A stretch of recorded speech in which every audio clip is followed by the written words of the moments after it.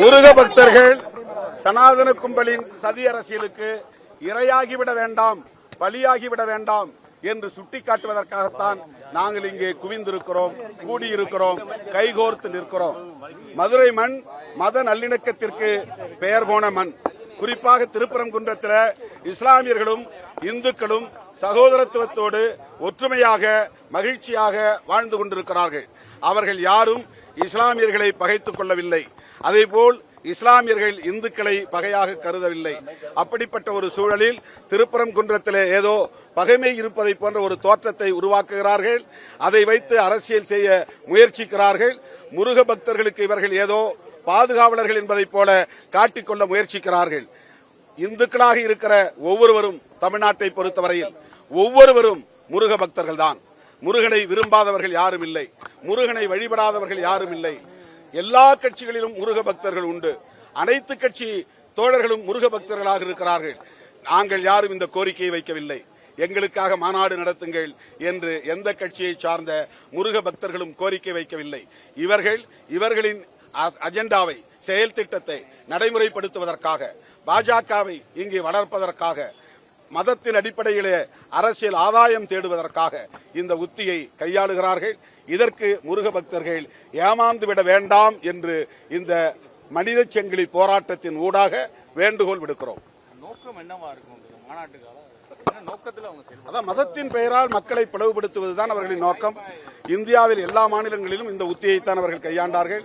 வடக்கே போனால் ராமன், மேற்கு வங்கம் போனால் துர்கா, மகாராஷ்டிரா போனால் விநாயகர், இங்கே கேரளா போனால் சபரிமலை ஐயப்பன், தமிழ்நாடு வந்தால் முருகன் என்று மாநிலத்திற்கு மாநிலம் அந்த மக்களிடையே செல்வாக்கு பெற்றுள்ள கடவுள்களை கையில் எடுத்து மக்களை பிளவுபடுத்துகிறார்கள்.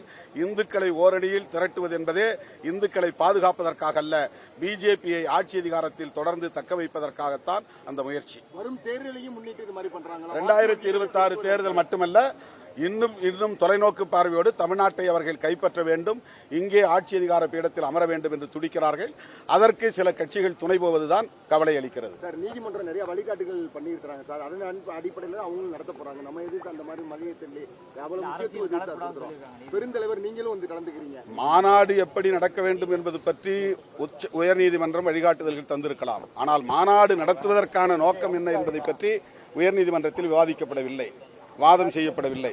மாநாட்டின் நோக்கத்தை அரசியல் ரீதியாகத்தான் புரிந்து கொள்ள முடியும்.